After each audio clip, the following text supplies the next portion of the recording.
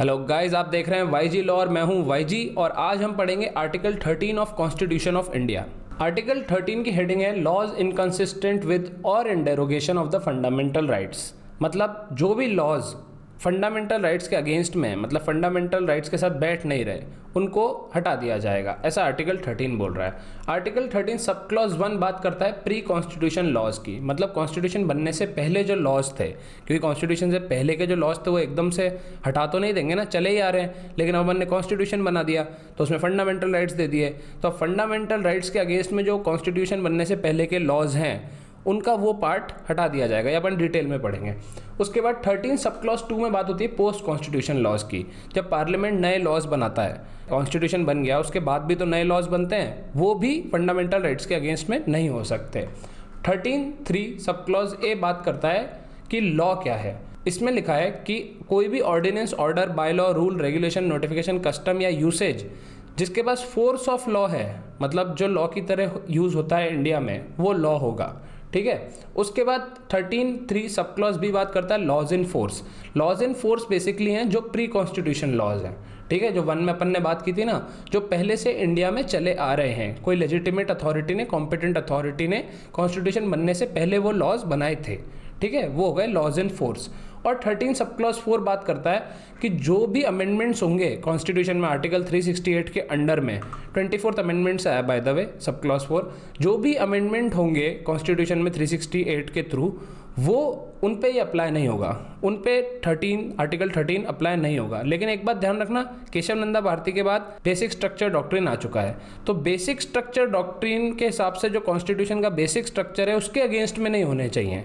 Fundamental rights आप हटा सकते हो, जैसे राइट टू प्रॉपर्टी हटाया ही ना, लेकिन बेसिक स्ट्रक्चर के अगेंस्ट में नहीं होना चाहिए, जैसे राइट टू लाइफ नहीं हटा सकते आप। अब अगर कोई कॉन्स्टिट्यूशन से पहले का लॉ या कॉन्स्टिट्यूशन बनने के बाद का लॉ अगर पार्ट 3 ऑफ कॉन्स्टिट्यूशन यानी फंडामेंटल राइट्स के अगेंस्ट है, तो अपन क्या करेंगे? 2 डॉक्ट्रिन है वो लगाएंगे। कौन लगाएगा? जुडिशरी लगाएगी। कैसे लगाएगी? जुडिशियल रिव्यू यूज़ करके लगाएगी। जुडिशियल रिव्यू क्या होता है? जब जुडिशरी कोई लॉ को रिव्यू करके बताता है कि वो वैलिड है कि नहीं, उसे जुडिशियल रिव्यू कहते हैं बेसिक लैंग्वेज में। तो पहले देखते हैं डॉक्ट्रिन ऑफ सेवरेबिलिटी। सेवर कर देना मतलब काट देना, इसको डॉक्ट्रिन ऑफ सेपरेबिलिटी भी बोला जाता है। मतलब आप एक एक्ट है, मान लो एक एक्ट है, उसमें 30 सेक्शन है, लेकिन एक ही सेक्शन कॉन्स्टिट्यूशन के अगेंस्ट में है, ठीक है, फंडामेंटल राइट के अगेंस्ट में है, तो पूरा एक्ट थोड़ी ना इनवैलिड कर दोगे, सिर्फ वो एक सेक्शन हटेगा। उसके कुछ रूल्स हैं वो अपन डिस्कस करेंगे आगे, लेकिन इसको अगर एकदम याद रखना है ना, तो ये देखो,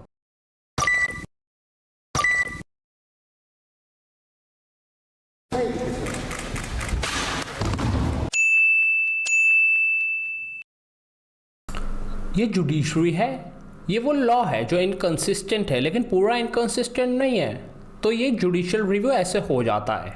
इस डॉक्ट्रिन में हम 3 केस देखेंगे। पहला केस है AK गोपालन वर्सेस स्टेट ऑफ मद्रास। इसमें सेक्शन 14 जो था प्रिवेंटिव डिटेंशन एक्ट का, वो इनकंसिस्टेंट था फंडामेंटल राइट से, तो सिर्फ सेक्शन 14 को हटाया, पूरी प्रिवेंटिव डिटेंशन एक्ट को नहीं हटाया। ऐसे ही state of Bombay versus FN Balsara में कोर्ट ने डिक्लेयर करा कि section 13B of Bombay prohibition act of 1949, सिर्फ ये सेक्शन 13B ही इनवैलिड है, पूरा एक्ट, पूरा बॉम्बे प्रोहिबिशन एक्ट इनवैलिड नहीं है। ठीक है। इसके बाद एक केस आया जो इंपॉर्टेंट केस है, वो है RMDC versus union of India. इसमें जो डॉक्ट्रिन ऑफ सेवरेबिलिटी है उसका एक्सप्लेन किया गया कि कैसे अप्लाई होगा। तो इसमें सबसे पहली चीज़ तो उन्होंने बताई कि इंटेंशन जो लेजिस्लेचर का है वो एक डिटरमाइनिंग फैक्टर होगा। जिस लॉ के बारे में अपन बात कर रहे हैं, ठीक है, उसका प्रियम्बल पढ़ेंगे, ठीक है, उसका जो डिबेट हुआ था वो पढ़ेंगे, उसकी देखेंगे कि उसको बनाने का इंटेंशन क्या था, उसको बनाने का इंटेंशन फंडामेंटल राइट्स के साथ कंसिस्टेंस में था कि नहीं था। तो पूरा एक्ट हटाने से पहले सबसे पहले अपन देखेंगे इंटेंशन क्या था लेजिस्लेचर का। उसके बाद अगर मान लो जो वैलिड और इनवैलिड प्रोविजंस है, मान लो कोई एक्ट है उसमें 30 सेक्शंस है, ठीक है, और उन 30 में से 5 सेक्शन कॉन्स्टिट्यूशन के अगेंस्ट में, फंडामेंटल राइट्स के अगेंस्ट में, बार बार कॉन्स्टिट्यूशन बोल रहा हूँ लेकिन याद रखना आर्टिकल 13 में पार्ट 3 के अगेंस्ट वाले लॉज की बात हो रही है, पूरे कॉन्स्टिट्यूशन के अगेंस्ट वालों की बात नहीं हो रही। तो मान लो 5 सेक्शन फंडामेंटल राइट्स यानी कि पार्ट 3 के अगेंस्ट में है, लेकिन जैसे ही अपन ये 5 सेक्शन हटा देते हैं तो उसके बाद ये जो बचे हुए 25 सेक्शन है, इनका कुछ सेंस नहीं बन रहा ज़्यादा, तो पूरा एक्ट ही हट जाएगा। समझ रहे हो? मतलब आप इतना पार्ट हटा दे रहे हो कि वो पार्ट हटाने के बाद कोई सेंस ही नहीं बन रहा है, कोई एक स्कीम में नहीं है, ठीक है। पूरा का पूरा मान लो पूरा एक सिस्टम से पूरा चल रहा है एक्ट, और उसके आप 5 ऐसे सेक्शन हटा रहे हो जिससे पूरा सिस्टम बिगड़ जा रहा है, तो फिर वो पूरा एक्ट ही हट जाएगा। तीसरा पॉइंट देखते हैं। मान लो ऐसी सिचुएशन है कि आपने इनवैलिड पोर्शन हटा दिया, आपने 5 सेक्शन हटा दिए, उसके बाद 25 सेक्शन बचते हैं। इन 25 सेक्शन में आप थोड़ा बहुत ऑल्ट्रेशन करो, ठीक है, हल्का फुल्का ऑल्ट्रेशन कर दो तो वो यूजेबल हो जाएगी एक्ट वापस, ठीक है, वापस फंक्शनल हो जाएगी। तो वो भी नहीं कर सकते। क्यों? क्योंकि वो जुडिशियल लेजिस्लेशन हो जाएगा। जब जुडिशरी वो थोड़ा बहुत ऑल्ट्रेशन करेगी तो एक तरह से जुडिशरी लॉ बना रही है, जो कि रिकमेंडेड नहीं होता। बनाती है, कभी कभी गाइडलाइंस देती है जुडिशरी, थोड़ा बहुत करती है इधर उधर, लेकिन वो रिकमेंडेड नहीं होता। लॉ बनाना है पार्लियामेंट का काम, जुडिशरी का काम है जुडिशियल रिव्यू करना और अपना जस्टिस प्रोवाइड करना। तो वो भी अलाउड नहीं है कि थोड़ा सा ऑल्ट्रेशन या मॉडिफिकेशन करके उसको यूजेबल बना दो। तो ये जो नुआंसेस हैं ये RMDC versus union of India में बताए थे कोर्ट ने। आर्टिकल 13 में सेकंड डॉक्ट्रिन है डॉक्ट्रिन ऑफ इक्लिप्स। इक्लिप्स का मतलब होता है हाइड कर देना। तो ये डॉक्ट्रिन बोलती है कि जो फंडामेंटल राइट है वो प्रोस्पेक्टिव इन नेचर है। मतलब जो डॉक्ट्रिन ऑफ इक्लिप्स है उसके हिसाब से फंडामेंटल राइट्स के अगेंस्ट में जो पुराने लॉज है ना, वो वॉइड अब इनिशियो नहीं है, वो सिर्फ वॉइड है। वो वॉइड उस टाइम से है जब फंडामेंटल राइट्स आए, मतलब जब कॉन्स्टिट्यूशन आया, वो उससे पहले वॉइड नहीं थे। इसका एप्लीकेशन आप देखो Keshav Madhav Menon versus state of Bombay में। अब इस केस में कंटेंट किया था कि भाई कॉन्स्टिट्यूशन आ गया है और जो प्रेस इमरजेंसी पावर एक्ट है ये अनकॉन्स्टिट्यूशनल है, और मेरे को जिस चीज़ में चार्ज किया गया था वो गलत है, मतलब फंडामेंटल राइट्स के अगेंस्ट है, तो ये हटाओ मेरे ऊपर से। तो दिक्कत ये हुई कि ये केस कॉन्स्टिट्यूशन आने से पहले से पेंडिंग था। तो कोर्ट ने बोला कि देखो जब कॉन्स्टिट्यूशन आया ना उसके बाद से ये लॉज इनवैलिड हुए हैं, उससे पहले वैलिड थे। तो जो पुराना केस आपके ऊपर चल रहा है, पेंडिंग जो आप पे केस था कॉन्स्टिट्यूशन आने से पहले, उस पर कोई फ़र्क नहीं पड़ेगा, वो अभी भी उन्हीं लॉज से जज किया जाएगा। तो जो रेट्रोस्पेक्टिव एप्लीकेशन है ना इन फंडामेंटल राइट्स की, वो नहीं होगी। बेसिकली डॉक्ट्रिन ऑफ इक्लिप्स ये बोलता है। डॉक्ट्रिन ऑफ इक्लिप्स का सबसे इंपॉर्टेंट केस है Bhikaji versus state of MP, क्योंकि इस केस में officially doctrine of Eclipse create की गई थी। इसमें क्या था, बेरार मोटर व्हीकल एक्ट था जो गवर्नमेंट को एम्पावर करता था मोटर ट्रांसपोर्ट बिजनेस पे टेक ओवर करने के लिए, मतलब गवर्नमेंट टेक ओवर कर सकती है। आर्टिकल 19 था कॉन्स्टिट्यूशन में, आर्टिकल 19 ने इक्लिप्स कर दिया इन सेक्शन को। बाद में हुए आर्टिकल 19 में अमेंडमेंट, और उन अमेंडमेंट की वजह से जो सेक्शन थे जो वायलेशन में थे आर्टिकल 19 के, वो वायलेशन में नहीं रहे, क्योंकि आर्टिकल 19 ही चेंज हो गया, तो वो सेक्शन वापस एक्टिव हो गए। तो मतलब जब आर्टिकल 13 इक्लिप्स करता है ना पुराने लॉज को, तो मान लो ये सूरज पुराने लॉज हैं, तो आर्टिकल 13 ने इक्लिप्स कर दिया क्योंकि फंडामेंटल राइट के अगेंस्ट में है। लेकिन जब फंडामेंटल राइट ही चेंज हो जाएंगे तो ये इक्लिप्स भी हट जाएगा।